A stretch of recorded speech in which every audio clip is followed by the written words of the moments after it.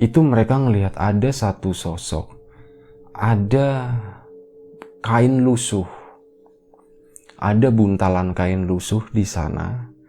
Itu yang posisinya itu mirip kayak orang lagi sujud, tapi posisi tangannya itu gini ke depan, kaki belakangnya tuh nekuk.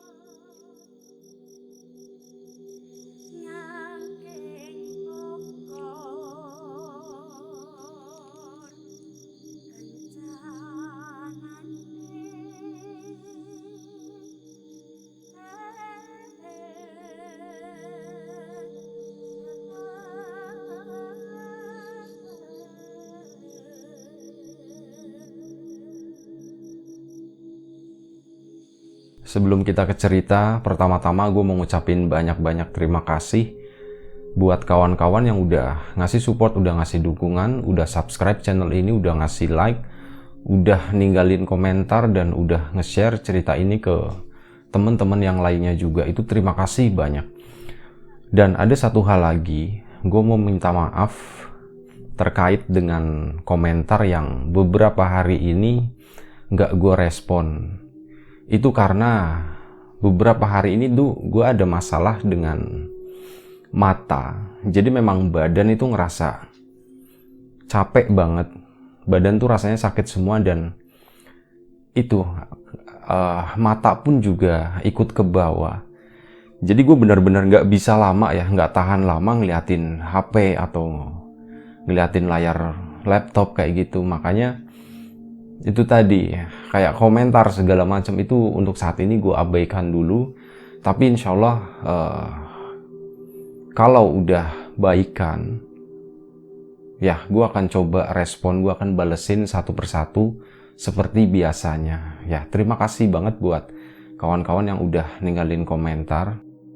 Gue mohon maaf ya, itu tadi terkait masalah tadi, itu karena memang kondisi badan, kesehatan itu lagi antara mau sakit enggak kayak gitulah.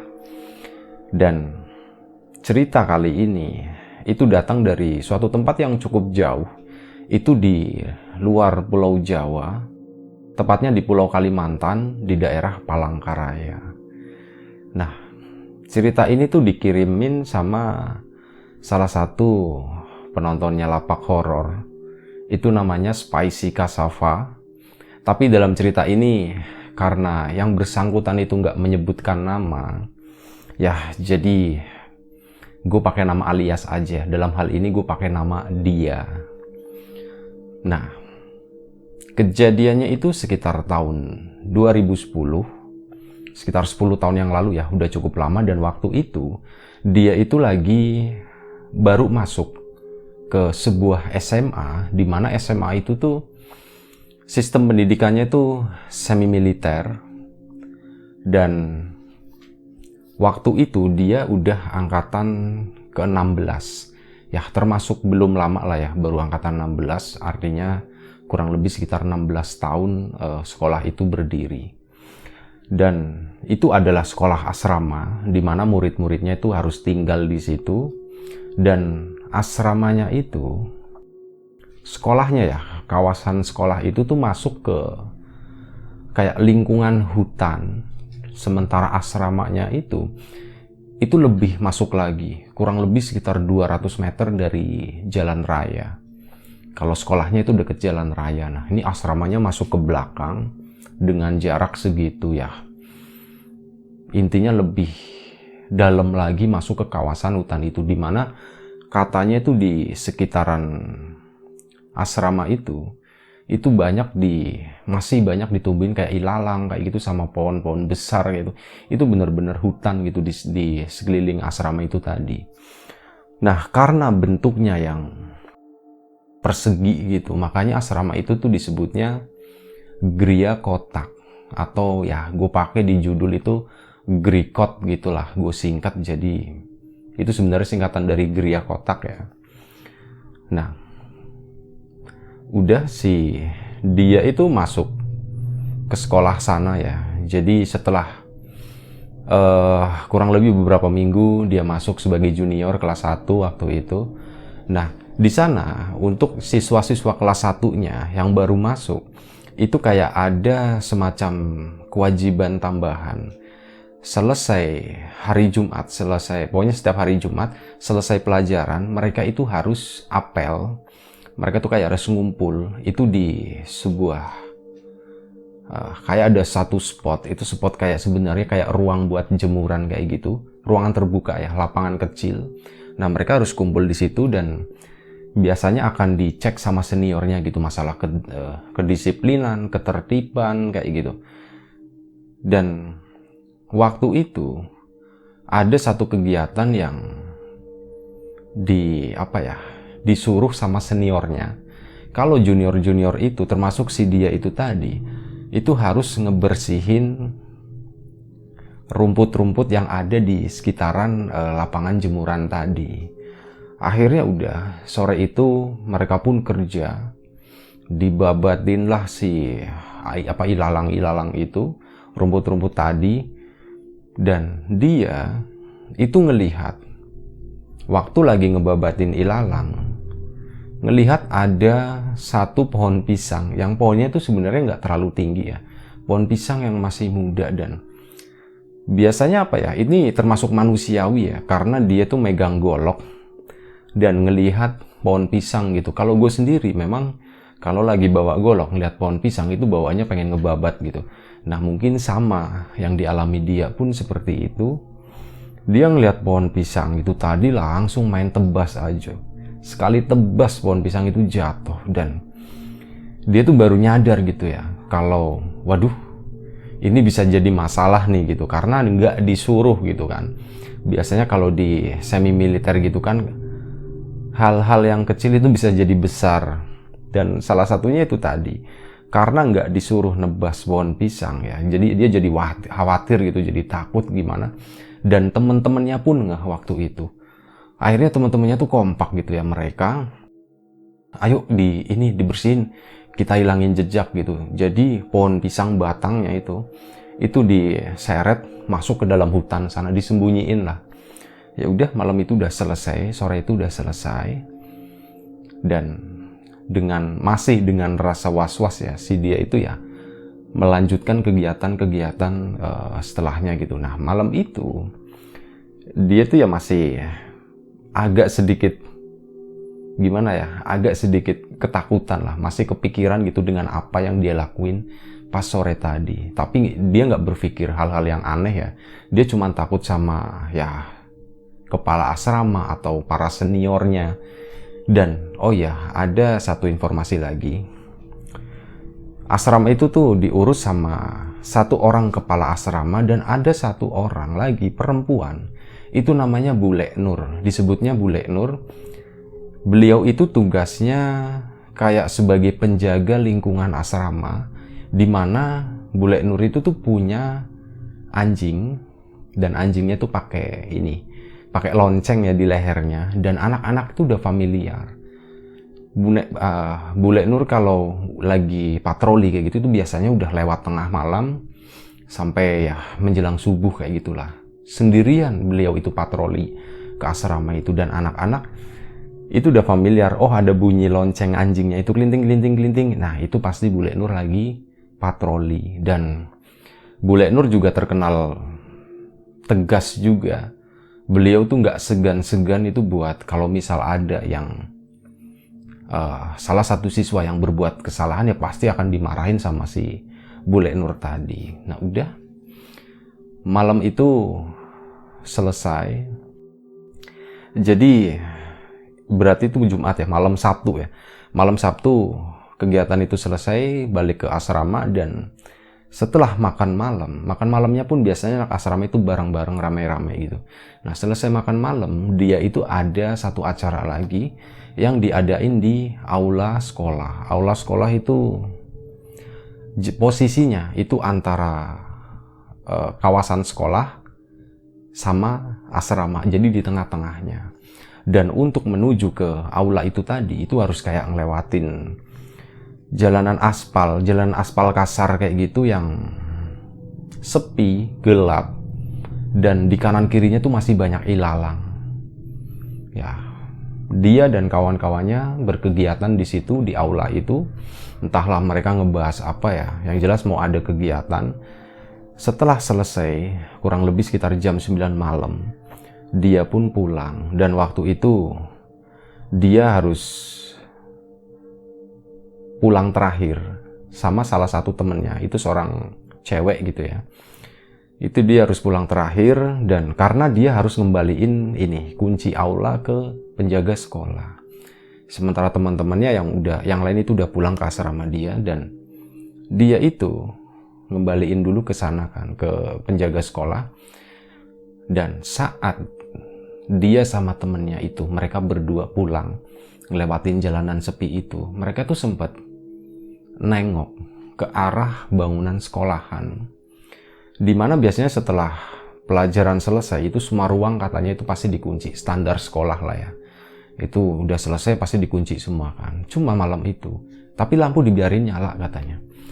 Dan malam itu pertama temen ceweknya yang ngelihat. Ya coba deh lihat di atas itu, di salah satu jendela itu kayak ada sesuatu di sana. Nah, si dia pun nengok ke sana. Awalnya sih dia fokusnya lebih ke tiang ya, tiang sekolah situ, di bangunan sekolah tadi. Terus kayak dia liatin gitu kan. Nah, pas dapat informasi tadi bukan di situ, di jendelanya gitu. Coba jendela yang itu. Nah, akhirnya dia pun ngeliatin ke sana. Pas dilihat ke arah jendela itu, dia itu kayak samar-samar itu ngelihat ada satu sosok yang seolah-olah itu menempel di jendela. Sosok itu tuh kayak sosok yang dibalut pakai kain. Kainnya tuh kain, boleh dibilang kain lusuh kayak gitu.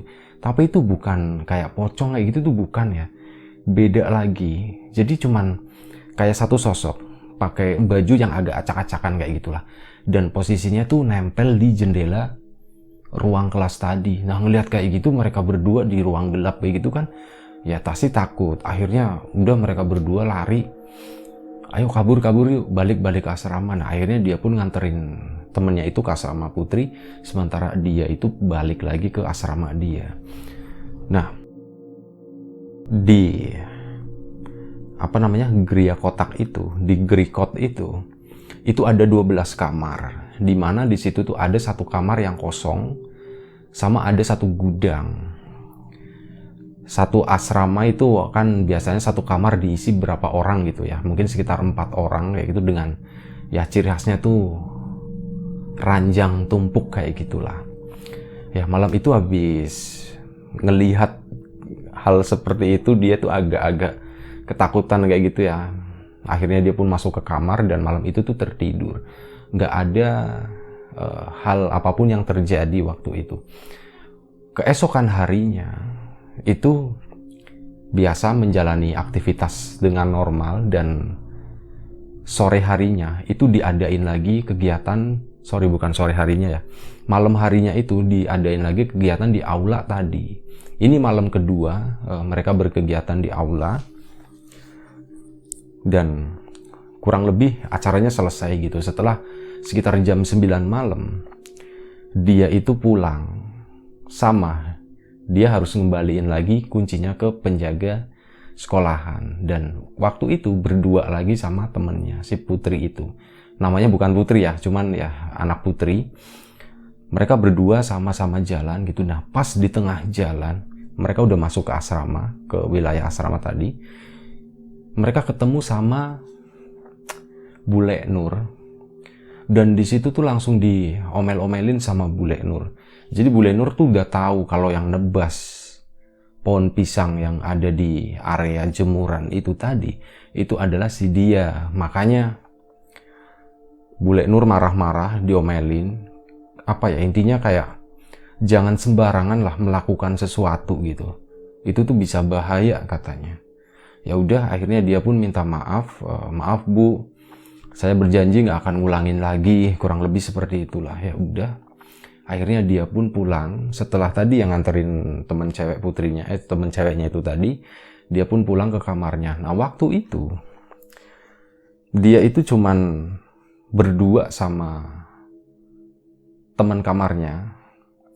Biasanya kan diisi beberapa orang. Nah malam itu cuman berdua doang. Kebetulan posisinya satu temennya itu masih mengerjakan tugas. Jadi ya mereka berdua akhirnya begadang ya. Setelah dapat teguran, terus dia teringat dengan kejadian yang sebelumnya dia ngelihat ada satu sosok ya di jendela sekolah.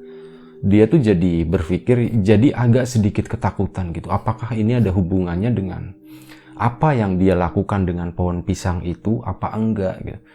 Ya udah, akhirnya malam itu mereka berdua tuh ngobrol gitu ya.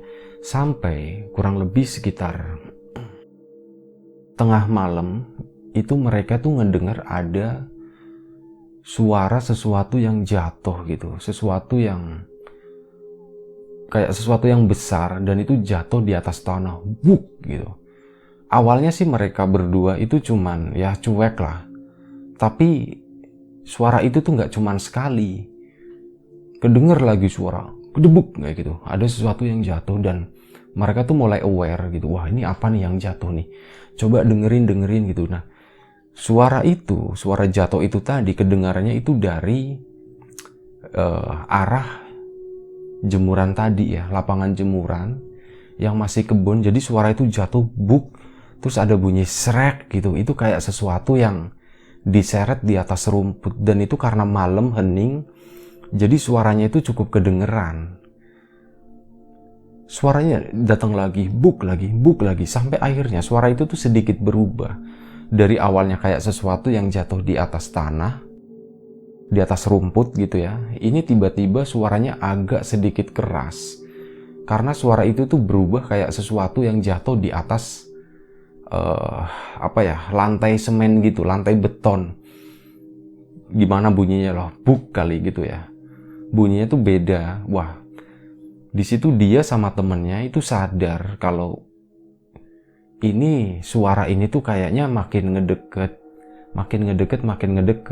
Dari awalnya dari arah Semak Belukar itu makin masuk ke kawasan asrama. Dari itu tadi, dari suaranya yang berubah, kok suaranya ke beton ya gitu, buk. Jedaknya agak lama, nanti datang lagi, buk lagi. Dan suara itu tuh kedengaran makin deket. Dan mereka tuh berdua bener-bener kayak ngikutin, wah suara ini tuh nyampe mana. Akhirnya mereka tuh karena penasaran, mereka berdua itu naik ke ranjang yang atas, itu yang nempel sama tembok yang deket sama angin-angin. Nah dari situ mereka berdua itu coba ngintip dari angin-angin itu ya, coba intip kanan kiri, suaranya itu masih kedenger buk, tapi belum ada sesuatu pun yang terlihat gitu. Terus diperhatiin gitu dari arah jemuran, kok nggak ada. Suara itu tiba-tiba kayak makin jelas, dan itu terdengar dari ada satu lorong yang terbuka ya, sebenarnya kayak jalanan aja antar ruang gitu ya, antara ruang satu dengan ruang yang lainnya. Nah suara itu tuh dari lorong itu tadi ada kayak semacam dua bangunan gitu ya, itu dari situ buk gitu, buk lagi, didengerin terus sama mereka, ditungguin sama mereka, sampai akhirnya mata mereka tuh berhenti di itu tadi ya, jalanan tadi. Itu mereka ngelihat ada satu sosok, ada kain lusuh, ada buntalan kain lusuh di sana. Itu yang posisinya itu mirip kayak orang lagi sujud, tapi posisi tangannya itu begini, ke depan. Kaki belakangnya tuh nekuk. Posisinya kayak gitu. Dan setelah diperhatiin, si itu tuh kayak ngangkat tangannya begini, terus dia lompat gini. Dan saat lompat itu, kaki belakangnya, bagian lututnya itu ngehantam tembok bawah ya, ngehantam lantai. Dan suara buk itu tadi, itu ternyata dari suara lutut yang ngehantam lantai tadi. Set, buk gitu. Kakinya itu belakangan, jadi pas lompat, itu tangannya dulu, baru kakinya. Dan sosok itu katanya kayak dibalut pakai kain yang udah kotor, kayak penuh dengan lumpur gitu. Bener-bener ya lusuh banget kainnya. Itu mirip, bukan kayak pocong, bukan, tapi lebih mirip kayak ini, kayak orang yang lagi pakai mukena. Mirip seperti itu. Dan tapi di atasnya itu katanya memang ada ikatan gitu ya, ada sesuatu yang diikat, dan bagian mukanya tuh kelihatan. Kata dia tuh sempet ya, mereka berdua sempat ngeliatin cukup lama gitu ya, sosok itu tuh lompat jalan buk gitu. Lompat jalan buk itu diperhatiin lama. Itu pernah sesekali dia itu ngelihat mukanya itu katanya warnanya biru pucat kayak gitu, dengan mimiknya itu kayak mimik orang lagi senyum, tapi senyumnya tuh kayak otot yang ketarik ke samping ya. Itu lebih mirip, mohon maaf ya, itu lebih mirip kayak orang yang terkena serangan stroke kayak gitu. Katanya mukanya seperti itu. Ya, ngelihat sosok seperti itu, mereka berdua pun ketakutan. Akhirnya udah mereka turun dari situ dan mereka tidur di nyebrang ke ranjang yang satunya, dan mereka tidur naik ke atas berdua di sana. Mereka ketakutan. Dan malam itu mereka tuh nggak bisa tidur. Kenapa? Karena sosok yang ada suaranya bak-buk tadi itu tuh nggak berhenti sampai hampir pagi. Jadi didengerin terus suara itu, dan sosok itu tuh kayak muterin asrama di setiap ruangan gitu. Itu kayak didatengin gitu, suaranya buk kayak gitu, pindah-pindah terus. Dan itu keliling, suaranya keliling, termasuk ngelilingin kamarnya si itu juga, kamarnya si dia itu ya. Mereka takutnya sosok itu tuh tiba-tiba masuk udah di dalam kamar atau gimana. Jadi mereka tuh malam itu benar-benar nggak bisa tidur, sampai akhirnya kayak menjelang subuh kayak gitu, sosok itu tuh mulai hilang, suaranya tuh udah nggak ada lagi. Dan disitulah mereka baru bisa tidur. Pas keesokan paginya mereka pun kembali. Waktu itu hari Minggu berarti. Nah, kejadian tadi itu malam Minggu. Nah, ini tuh hari Minggu paginya. Ya, hari Minggu kan agak bebas, mereka bangun agak siangan. Dan waktu dia bukan ngecek ya, dia lagi berkegiatan lah intinya, dan jalan-jalan, dia pun sampai di ruangan jemuran tadi, lapangan jemuran. Dan di sana dia ngelihat batang pisang yang dia tebas, yang tadinya tuh masih ada sisa kurang lebih sekitar 40 cm. Itu pas dilihat lagi hari itu tuh udah nggak ada sama sekali, udah bersih. Sementara waktu tadi pagi, sebelum mereka tidur, itu mereka ngedengar ada suara lonceng bunyi anjing. Ada bunyi kalung anjing, maksudnya tuh kayak gitu, kelenting-kelenting, dan mereka tuh berasumsi, wah itu Bule Nur itu udah bangun gitu. Dia patroli pagi-pagi buta. Dan ya waktu si dia itu ke arah jemuran, itu ternyata pohon pisangnya tuh udah bersih. Dan dia itu yakin kalau pohon pisang tadi itu udah diberesin sama Bule Nur. Dan kemungkinan semenjak hari itu ya, pokoknya udah nggak ada gangguan lagi, udah kayak normal. Jadi misal pun ada penampakan, itu penampakan yang ya boleh dibilang itu wajar gitu. Nggak beda dengan apa yang dilihat dia dan kawannya malam itu.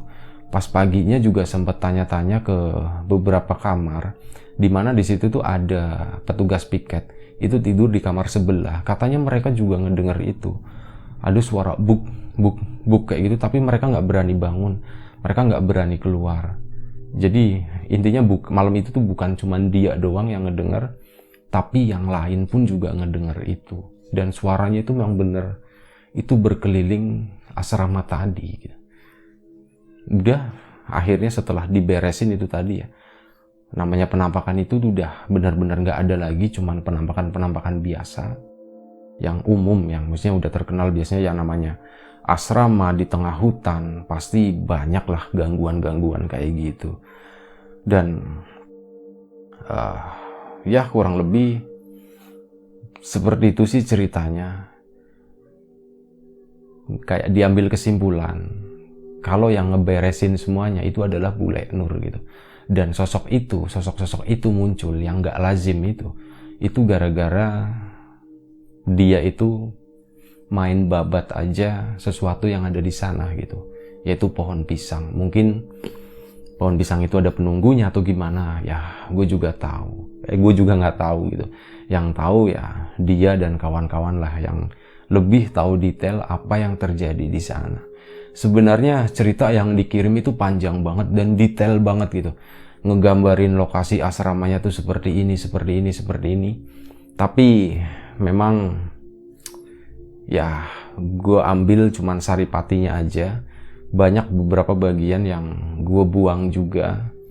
Dan ya inilah, semoga cerita ini tuh nggak mengecewakan si pencerita, si pengirim cerita itu tadi, dan nggak mengecewakan kawan-kawan juga. Terima kasih banyak bagi kawan-kawan yang udah mau nonton, udah mau dengerin cerita ini. Terima kasih banyak juga buat kawan-kawan yang udah kirimin cerita. Ini udah mulai banyak banget cerita masuk, makanya ini udah mulai agak sering gue keluarin gitu. Takutnya nanti ya kawan-kawan ngirim tapi diceritanya itu lama banget, nggak enak juga kalau nunggu kelamaan gitu. Terima kasih buat kawan-kawan yang udah nge-share ceritanya juga. Mungkin nggak semua cerita bakal gue share ya, jadi bener-bener gue filter yang kira-kira itu cocok dengan lapak horor gitu. Jadi mohon maaf aja kalau memang ada cerita yang belum gue share atau nggak gue share sama sekali. Sekali lagi terima kasih banyak. Mohon maaf jika masih banyak kekurangan di sana sini. Jaga kesehatan kawan-kawan semua. Assalamualaikum warahmatullahi wabarakatuh.